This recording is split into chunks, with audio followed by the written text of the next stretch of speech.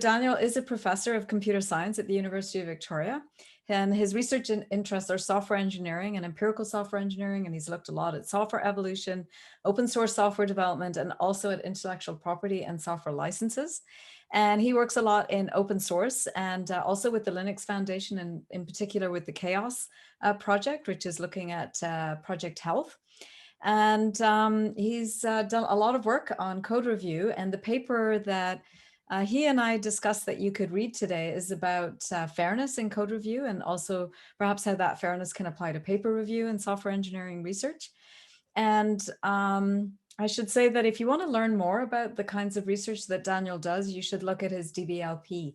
He has a lot of breadth in the papers that he's written. I think that's the main way that you can do it. He's also a very humble person. So he's done a ton of research.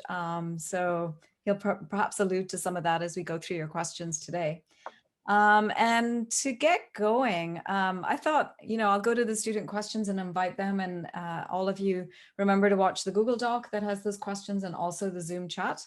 But as a warm-up question, Daniel, I was wondering what you thought of the idea, and maybe this is something that I could ask Jacek about as well, the idea of asking some of those questions at some phase during code review about, does this software promote human values? Does it amplify positive behavior? What would you think about that?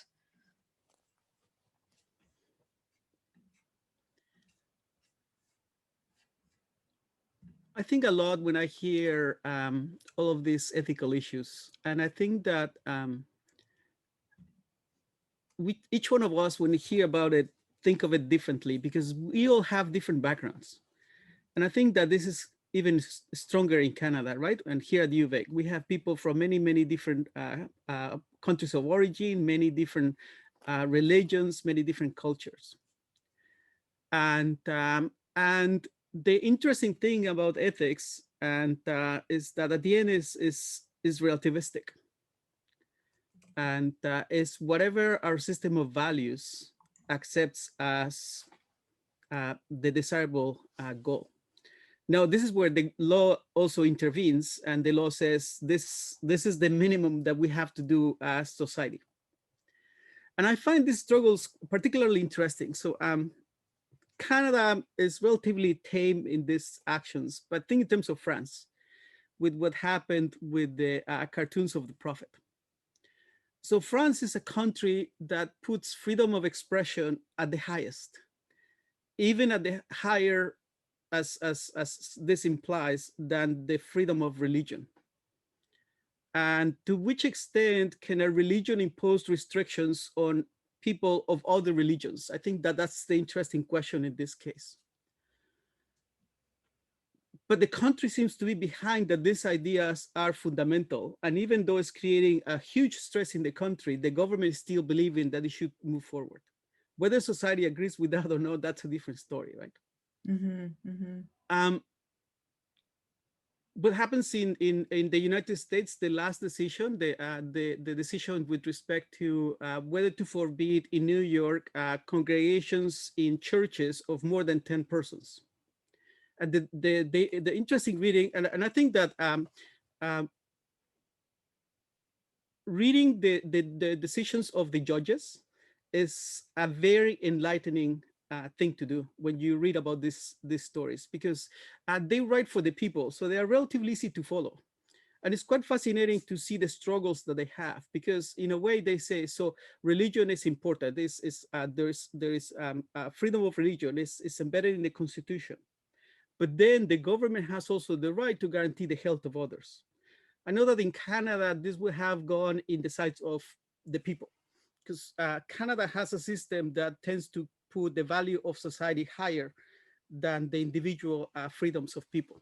But in the US, this is the struggle, right? And there's a lot of division. So if you read the decision is 5-4, but if you read the actual writings of the judges, I believe that there are 7 different dissents. So 7 different opinions on why should be one way or the other. So what I'm saying with this is that it's very difficult to really come out with a way to say, this is the way to do it.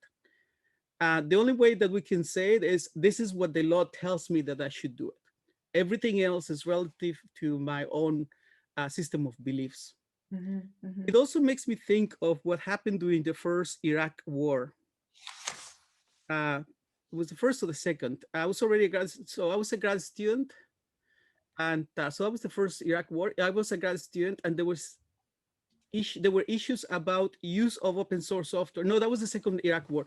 There were issues of whether to allow open source software, in particular under the GPA license, to be used by the military of the United States. Mm.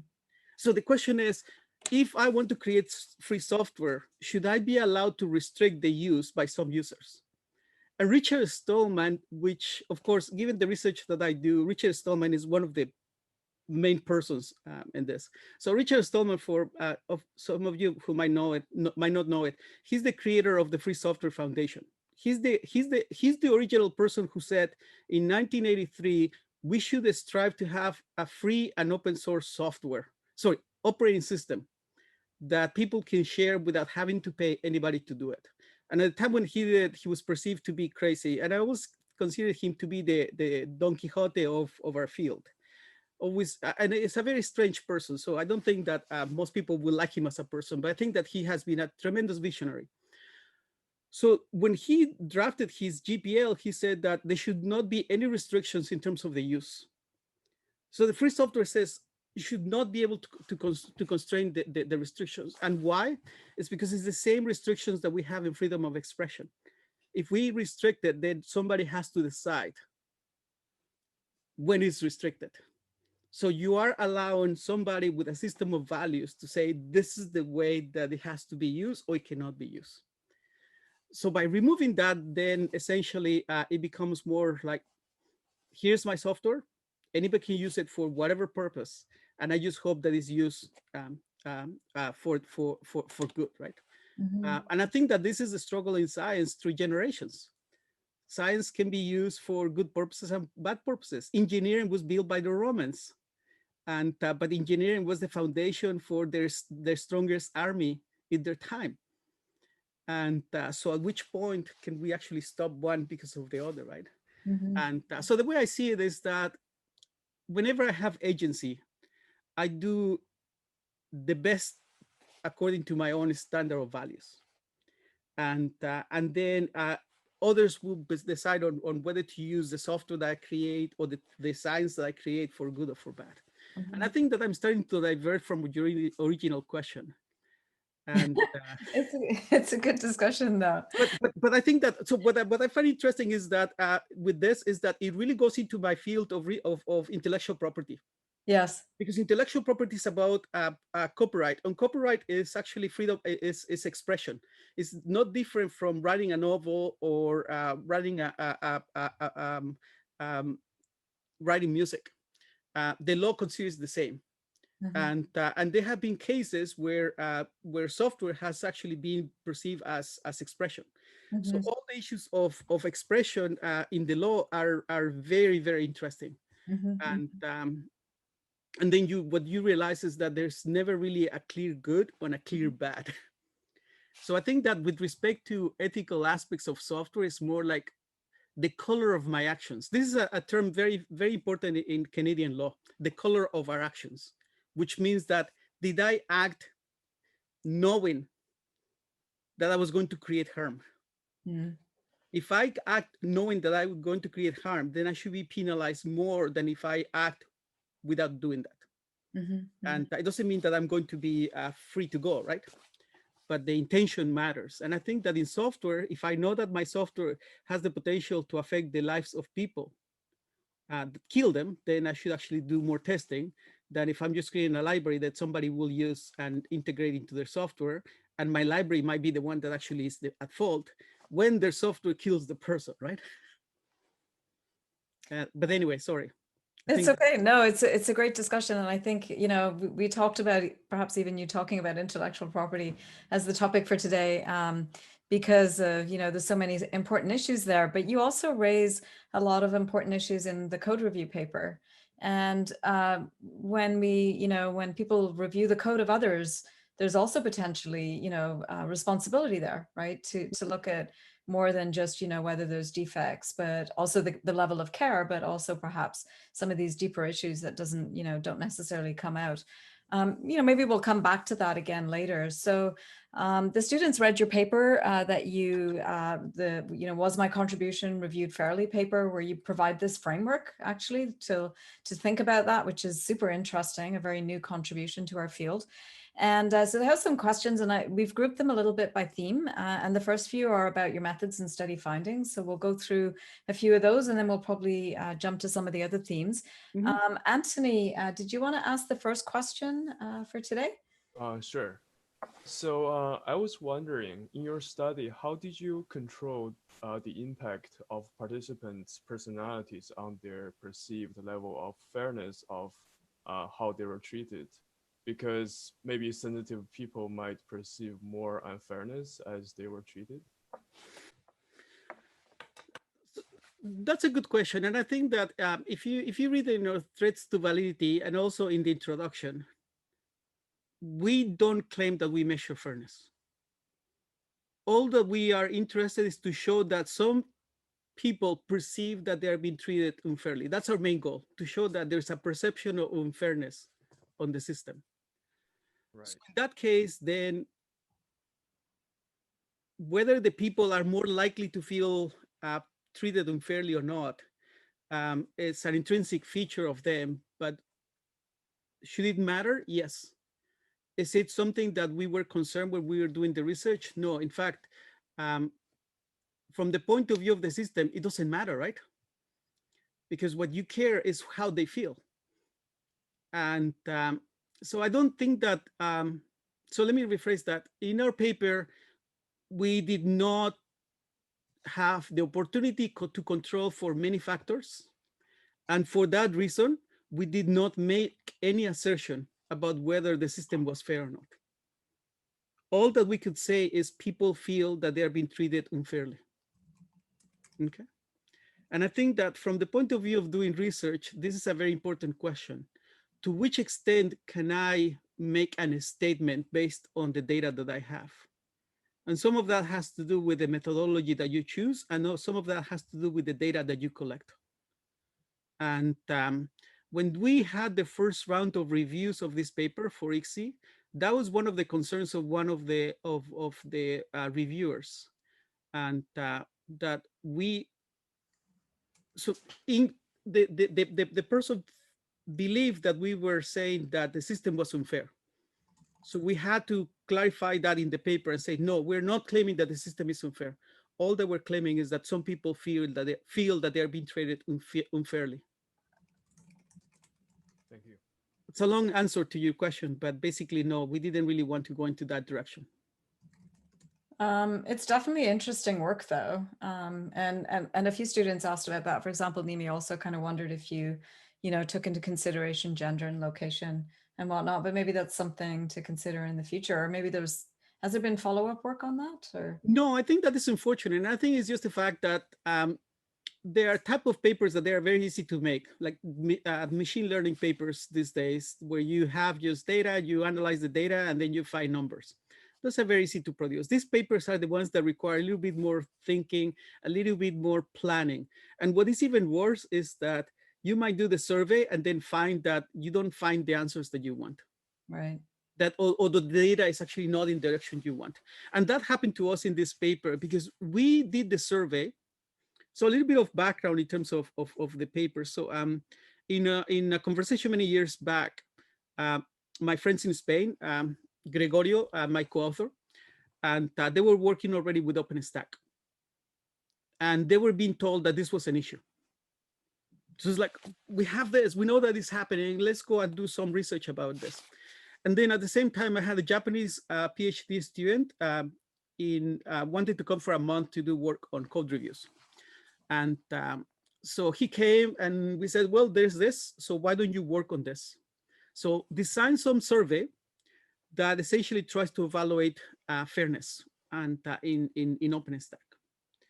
And we were amateurs. We're not very good at this. I don't consider myself to be the type of researcher that is good at doing these types of papers. and neither Gregorio and is. So we were very amateur. We had survey with the questions that you saw in the paper, and then we got the results back. We didn't find anything useful. So it took us almost 6 months to be able to, with discussions frequently between between Gregorio and I, like talking for hours. He went to Japan when I was in Japan. We discussed it for days. And then finally we came with some idea in terms of what we could do, which was to say, fairness literature says these things.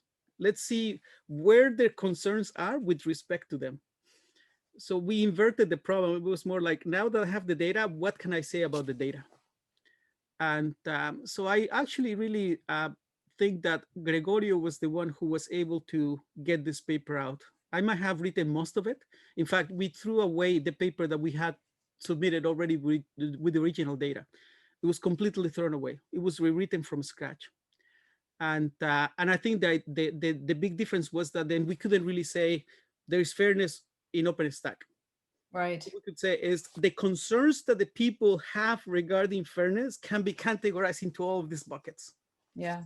And at the end, I think that it ended being a much better paper. I think that even when I read it today a little bit, I think that the nice thing about this paper is that no matter what you do, the first 3 pages are informative.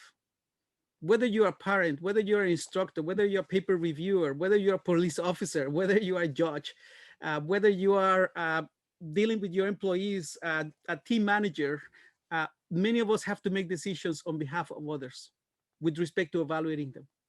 So at least this separates the concerns. So I think that at the end, we use the survey as a crutch to really introduce our framework, because ICSI would not have accepted this paper without the survey.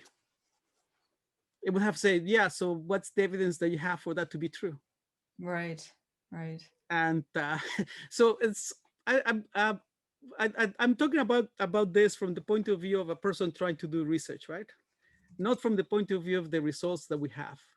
And I think that this is a struggle that we have as researchers all the time, that we have these things that we are observing in the world. We know that there is unfairness in OpenStack, but then how can we communicate that in a research manner?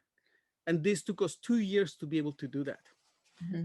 And but at the beginning, OpenStack was very open to the research, and so the community manager gave us the green light. We were able to send the survey through them, and at the end, the community manager changed. The new community manager didn't care about the results, so they didn't even look into them, right?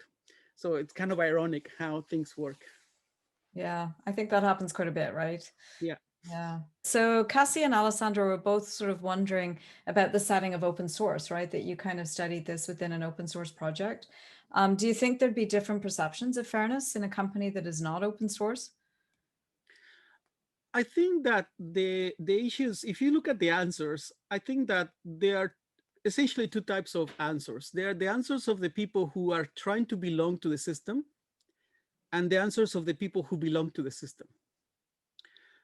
One of the things that, so in my 20 years as doing papers, well, a little bit more. So when did I start? My first paper was in 95. So that's 25 years of doing papers. And most of those years I've concentrated on open source. And my goal has been to try to understand how open source works. What's interesting is that now open source is influencing commercial software development, something that for many years people thought that it was crazy, because we were perceived like, oh, you're, when I say we, because I also do a lot of open source in my own spare time and all of that. It's like, you're crazy and you're kind of a niche. And how does this actually affect industry is never going to be expected. Now, and this is actually something that I promote in a presentation that I have given a couple of times, is that Linux, for example, is not only open source. It's not only the open source project itself, but Linux has impacted software development in 2 very critical ways. One of them is version control with Git, distributed version control. There were other systems, but Git popularized it. So now people develop similar to the way that Git did it. And the second one is to do code reviews incrementally. that was at the same time as Apache, but I think that Linux had this huge impact. So Linus Torvalds will be remembered not only for Linux, but also for the creation of this new style of development, right? And so code reviews in industry, when I was in IBM in 2000, they were doing code reviews in the Fagan style, where they will get you into a room and you will start to see kind of a movie, the source code, and you say, oh, this looks right, this looks wrong. So it's very boring. And then at some point, then people lost interest and it became ineffective, right? And so now that we see code reviews, they're kind of obvious. It's like, yeah, why didn't we do that? But I think it's also because we have the infrastructure to do it. So now when we are in a company, the big issue is that developers lose agency. And we start to see this in open source too. Developers do the work because they have to do it. And because they are going to be evaluated by a manager that will determine their future and the potential salary increases, et cetera, et cetera. So they behave very different. So I think that there are some aspects in open source that have to do with this system of different entities, different agents, that they are all pushing in different directions until it reaches some level of equilibrium. In a company, we have the hierarchical structure. If the manager says this is the code review you have to review it. So you might actually feel that the system is unfair, not because of the code review, not the code review system, but the company system. So it's a little bit more difficult to separate the issues of the organization from the issues of what you're doing and reviewing at that particular moment. So I think that there's that issue. The newcomers in a company are very different, because a newcomer in a company is like, we just hire you. You have to work in here, and somebody will review your code no matter what. Well, in open source, it's like, oh, I want to participate in Linux. And that happened to me. So one of the things that I tend to do to understand the research that I do is I put myself as an ethnographic researcher, and I do things in open source because I enjoy it, but also because it opens my eyes to the challenges, the problems, and potential news research. In fact, that's actually the reason I do research in intellectual property, because that was a problem that I faced as a developer. So if I'm a new developer, then I don't have any power. I'm actually powerless in the system until somebody inside decides that my contribution is good enough. So the code review system is the one that allows me to create within the organization. And so it's very, very different. So I think that there will be many similarities where fairness is perceivable. Like you can actually see maybe collision between two developers in a company inside, and the reviews reflect that, which might be no different than when you see in open source two people butting heads and not being nice to each other reviewing, right? The big differences in the company, you can go to the manager and say, look, this guy's not allowing me to do the work. Well, you can do it in open source and say, yeah, so what? I don't like you. So I think that creates a huge difference in terms of how these interpersonal systems occur. And I think that that's why open source will never be reflective of what happens inside a company. Mm-hmm. I posted a question in the chat to see how many of the class participants had made a contribution to open source, just kind of out of curiosity. I'm not sure everybody saw it. They're answering. So you can have a look at that if you like. Actually, you kind of touched a little bit on the question that Yiming can ask, which is kind of more speculative. Yiming, did you want to ask your question? Yeah, so I have a question regarding to the research method in this particular paper. So would you like to use quantitative methods in some aspects, such as determine the bias to newcomers by like correlating numbers of pull requests to the proportion of acceptance? Yeah. That was our mistake in the first version of the paper. Oh. So our first, because that's what we do all the time, right? Oh, so let's go and look at the data. Let's try to see. So for example, my view was, we can perceive a code review as a queue of reviews and a queue of reviewers, and then try to see whether people skip the queue, and try to have some metrics of fairness, and then see whether that actually is true or not. Reviewers started to attack that in so many different ways that we decided that we could not have a convincing story that said whether there was fairness or not in the system. And that's what we stopped saying there is unfairness in the system. Okay. And, but I think that that's essentially, so the biggest challenge I find now today with, with quantitative research methods is what I call the Indiana Jones effect. Okay. So in the first Indiana Jones movie, he's teaching, remember what he teaches? What he's professor of, Indiana Jones? I know. Archaeology. Archaeology. So he's an archaeology professor. So he says archaeology is not about truth. If you want to learn about truth, and I'm paraphrasing, go down the hall to the philosophy class. He says that archaeology is about evidence. All I have is some evidence. And then I'm trying to piece it together to try to tell a story. And the more that I do open source, the more that I realize that evidence is completely biased and wrong. So the problem I see with a lot of papers today is that the data might say that, but we don't know what really happened in the real world. So for example, think in terms of my pull request, the last pull requests I had accepted, and a person I have never really communicated with except for this pull request, and actually code reviews, right? So they were code reviews. So I submitted a pull request around 2 weeks ago, and then he said, so just I'm doing some changes, and then he asked me, can you create it again, rebase your changes, and send it again? So for example, my first pull request was ignored. No mess, there's absolutely no comment on the pull request. And then I close it and I abandon it. And then I submit it again. So the first one has no evidence in terms of what actually happened. So the second one, I rebase it and I submit it, and then he starts to make some comments. And then he says, wait a little bit, I'm going to do some continuous integration testing. And then he implements that, and then he tells me, just submit it again. And then I discovered that I don't have to create a new pull request, that I can just resubmit my code in the next pull request to GitHub. Sorry, so I have a topic branch. So in topic branch, I can simply push again, and I use push force.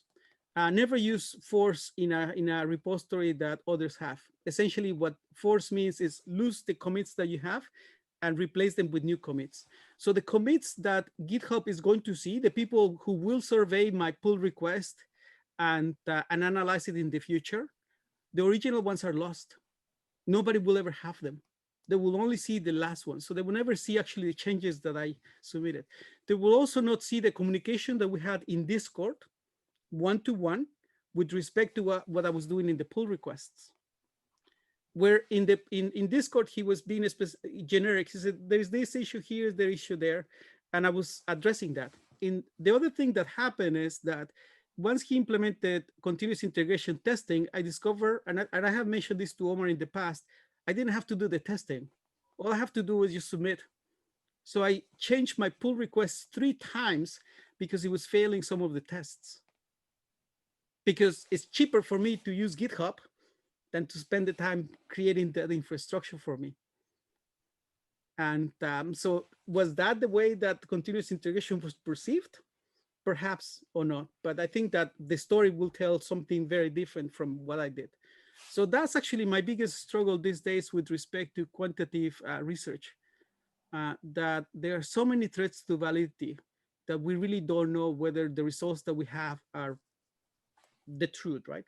It's more like we hope that to get a paper accepted with the results that we have, and hope that nobody complains too much about them. Yeah, thanks, Yiming. That was a great question and a good discussion. And Daniel, that's sort of been a bit of a theme actually throughout the courses, sort of trying to talk about that, right? Mm-hmm. You know, needing to use multiple methods because of the threats to validity from any one method, right? You know, just asking people too also has threats. Matt has quite an interesting question in terms of your framework. So I'll invite Matt to ask this question.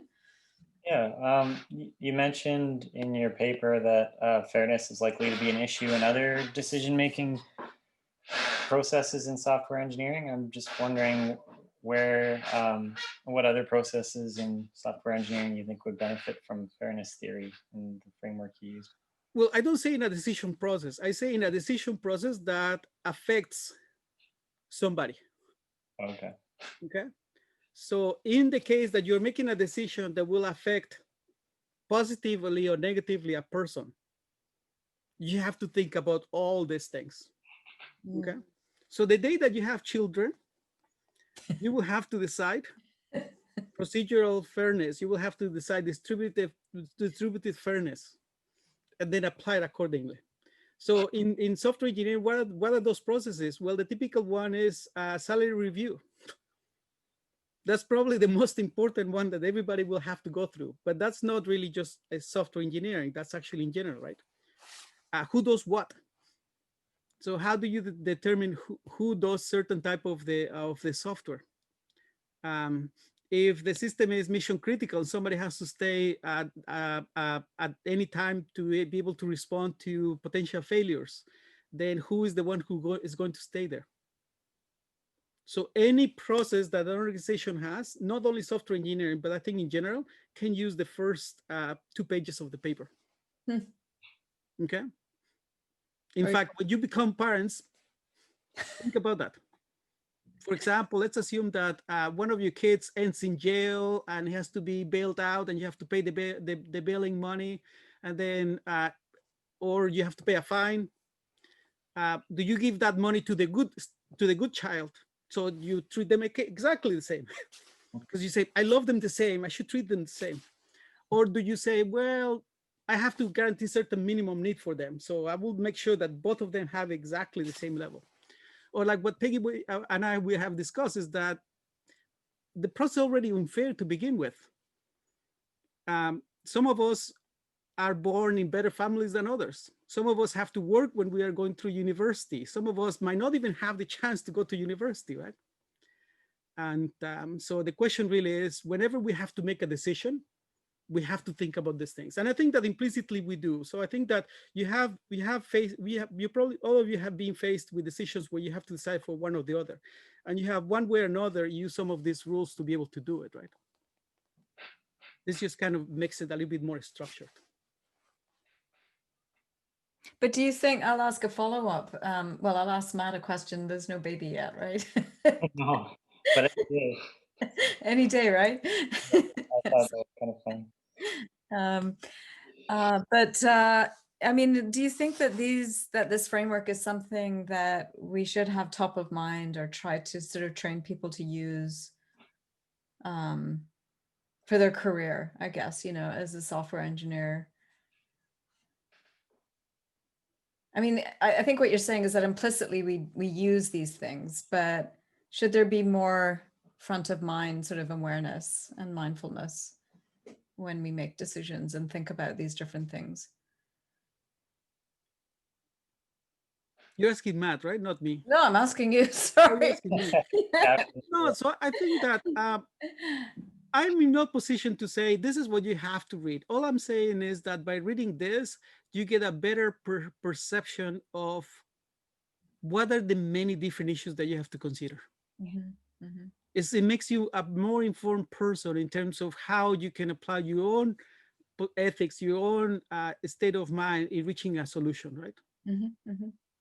Okay. And I think that, for example, when we do grading, when we are TAs, what procedural fairness do we have to guarantee that we grade the same every student? How do we decide? For example, we have the CAL students. The CAL students already have a minimum need that we have to satisfy and we have to give. We don't even have a word in terms of how to do it. It's already given to us by the university, right? Yeah, yeah. And how do we decide that the student deserves 70 and not 80? Iteration. And so a lot of that is and I think that in most cases, and the one that we can apply easiest is procedural fairness. Yeah. Because procedural fairness is about saying, if you have to make decisions, just create procedures. Yeah, Yeah. And make procedures that have the following characteristics. So you take into consideration bias suppression. You take into consideration the ability to even document the process, so you can have informational fairness, et cetera, right? Yeah. Thanks, Daniel. I'm going to switch topics a little bit. So some of the questions were more about your opinions about certain kinds of interventions for improving code review. And you've studied code review for a very long time, since, I don't know how long ago that was, but with Apache and... Well, I have to say that I have not studied. My students have studied. Well, so, but I think that that's actually a very important thing. So we supervisors are not necessarily the experts. So I have observed code reviews a lot, but I don't consider myself an expert on code reviews. Yeah, true. But you have some background. Yeah, I have a background, and I understand a little bit how they work. Yeah. And I have been subject of many code reviews too. Yes. So from experience. Jonathan, would you like to ask your question? Yeah. And it lines up quite nicely with what you were just talking about how do professors decide which kind of students get grades. You create procedures. So my question is, if code review checklists can improve fairness for the review procedure and improve the average quality of code reviews in general, why are they not more widely used in industry? Now, more widely used in industry is coming from my own personal bias. I only have 16 months of experience on 3 different jobs, but I've never seen a code review checklist except for in this course. So in my limited experience, they don't seem to be used very much, but they seem awesome. So what's up? In my opinion, the most important characteristic of a good software developer is to be lazy. The lazy software developers are the best. So there's overhead. And the problem is that reviewers is the bottleneck. And as long as the reviewers is the bottleneck, we will try to minimize the amount of work that the reviewers do. And the way to change that is by convincing management that this is so important that it has to be done, right? Yeah.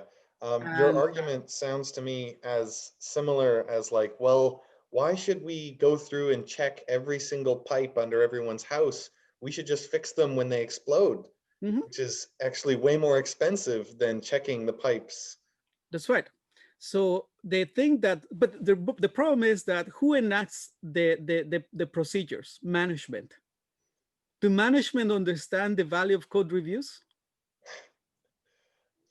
So Linus Torvalds says, code reviews have made Linux what it is today. The quality of Linux is fundamentally a result of the level of code reviews that we have and the quality of the code reviews that we have.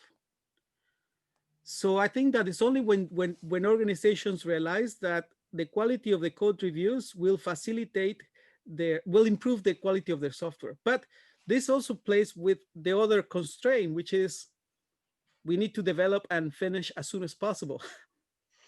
So the advantage of Linus is that he doesn't care, he doesn't have a deadline. His deadline is we'll approve whatever, we will deploy whatever gets approved during the next code release cycle of 3 months. There's no feature that I have to finish by then.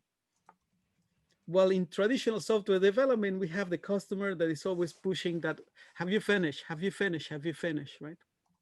And I think that essentially becomes more a managerial problem. And I think the evidence is there, right?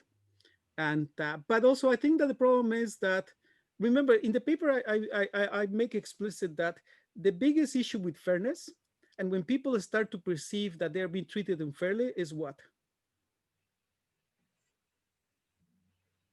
What happens when people start to feel treated unfairly?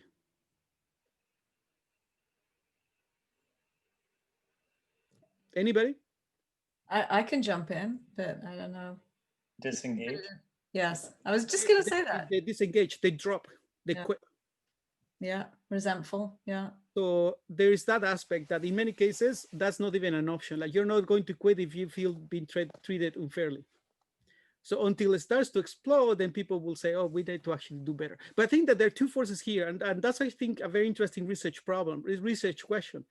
So are these procedural fairness procedures necessary to improve the quality of the reviews or to maintain the engagement of people? And potentially, does maintaining the engagement of people improve the quality of the reviews in the long term? Right? Because I think that it has both aspects, right? And the only feature that I would really, really, really like to have in a code review system like GitHub, the one that will improve things significantly, is to say, was this review done properly? So from a scale from 1 to 5, or from 0 to 5, how well did you review this? And currently, we only have accept or reject.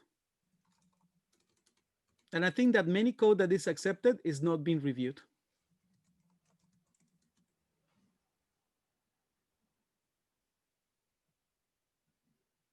Okay. Does that answer your question well enough, Jonathan? Yeah. Thanks. That's a great question. We just have time actually for another couple of short ones. And I'm going to jump down a bit. I'm going to jump around here a little bit and get Dave, if Dave is there, to ask a question. And then we'll have Zane ask one that's a little related to that. I don't see Dave, so I'll just jump in. Do you think that fairness in code reviews can only reside in anonymity?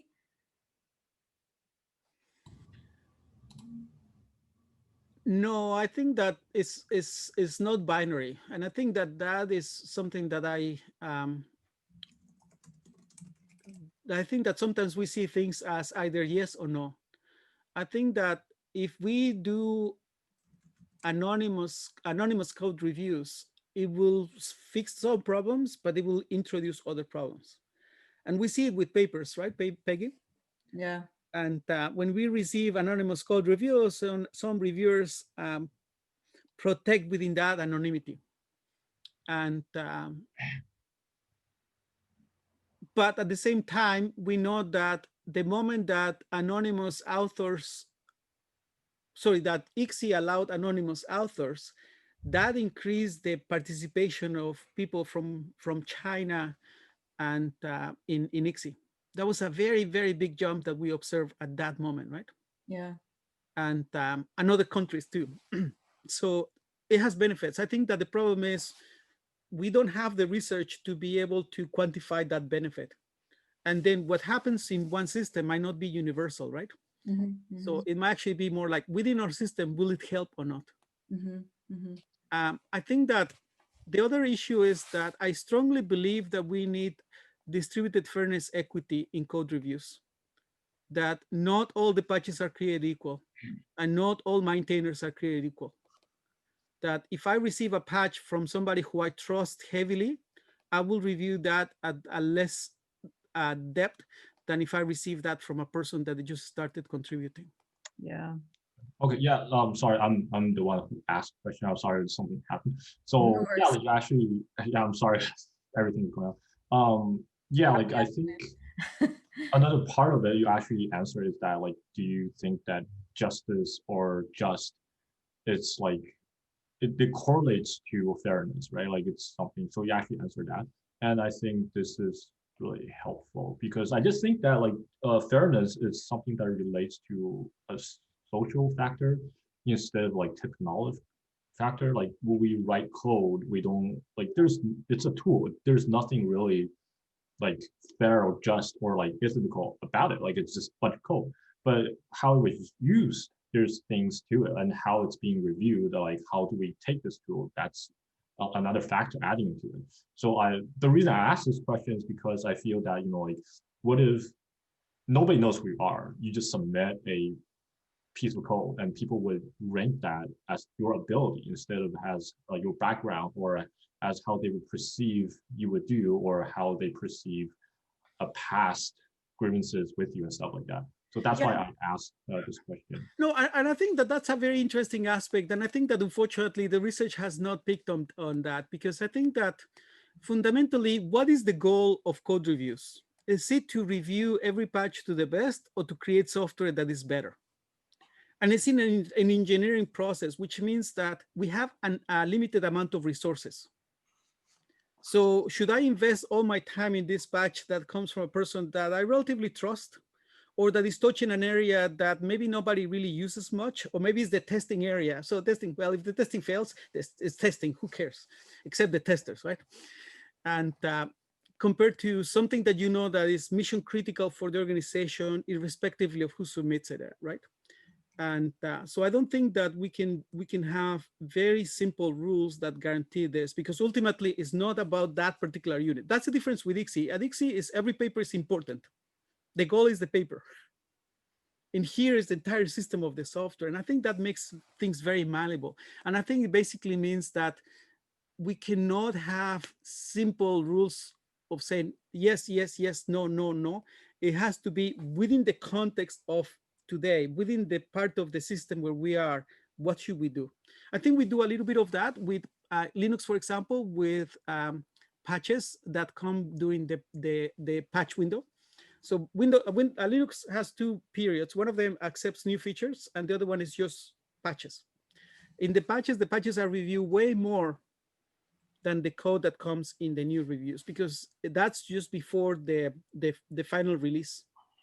And then it becomes stringent as it gets closer to the release date. So there are other factors, right, that they're not intrinsic to the patch, that have to do more with the environment, the timing, who is doing it, et cetera, et cetera, et cetera. And I think that's going to make it always very difficult. I think that maybe the answer is more like guidelines. Okay. Like if you're an organization that has code reviews, then these are guidelines that reviews should follow. They're not hard rules, but document them, because it will be very good to say, oh, this is the reason I didn't look very carefully into this. Because, and also, what is the amount of blame that the reviewer should get for a patch that was accepted, right? Yeah. Mm-hmm. And so what is the responsibility of the reviewer has on that? ICSI, the reviewer has no responsibility. One thing that I would love to see in our papers is that the reviews get published, even anonymously, along with the paper. So people have the context in terms of how people saw that particular paper and the reasons that they have to accept it. Mm-hmm. Mm-hmm. And so it's more about informational fairness, right? Like, this is the reasons that I acted the way I did it. Well, thank you, Dave. That was a great question and definitely a good discussion. We're going to have to end there, Daniel. I mean, this is such an intriguing topic that, I mean, we could talk about this for hours, I think, right? I shared the document with you with the other questions. So if you want to add any comments in there to some of the questions we didn't get to, that would be super. Okay. And with that, I don't know if there's any comments you want to make before we conclude with thanking you for your visit. My experience with this paper is that, and nothing in general, and is that it's very easy to write papers. It's very easy to find problems. Well, let me rephrase that. It's very easy to find problems. There are problems everywhere. It's a bit more difficult in terms of creating a story behind the paper that tries to actually sell it, right? And one thing that I like is whenever I find it, something interesting, is go and learn about that. And I think that with this paper, but so there are two things that make me very happy about this paper, even now that I read it again. One of them is that this paper is useful to almost anybody, irrespectively of who they are. It can be a brief introduction in terms of all these issues. And I think that this is a paper that can give to anybody who is literate and will be able to understand something about it. And the second one is that it also allowed me to start going into organizational theory. And Irene's work was also heavily into organizational theory. Mm-hmm. And I think that as researchers, I think that the idea is to just be there and just observe, and then find things that grab your curiosity, and then just try to dig in, and then see whether you can turn that into a research question that needs to be answered, right? Mm-hmm. And but what I find is that if we do it, so in my case, by being inside, I gain insight in terms of what are the challenges and what is research doing different than when I observe. Mm-hmm. So my career has been built around that. So like looking from the inside, looking at the outside and saying, you outside are wrong. And a lot of the papers are in that direction. Like you probably saw the GitHub paper that we wrote Yeah. on the perils. That's my way to say to the research world, look, what you're doing is incorrect because the way I see it from the inside. So I would say that many of my papers are in that direction too. Yeah, we've talked about that paper quite a bit. Yeah, so Mike Godfrey told me that every paper has to be a good story. And Peggy's story told me that life is not fair. I will always be treated differently than other people. Just get used to it. My supervisor told me that I always had every story. I had a paper that all I had to do was to write. And but the most important, I think, that of all the things I have done to do research, and I was talking to one of my friends earlier today about that, is that by working with people who are better than me, I have become better. So that combination of factors is what has allowed me to be a researcher, right? And whether the research that I do has an impact or not, we don't know, right? Yeah. We just do the best that we can. Yeah.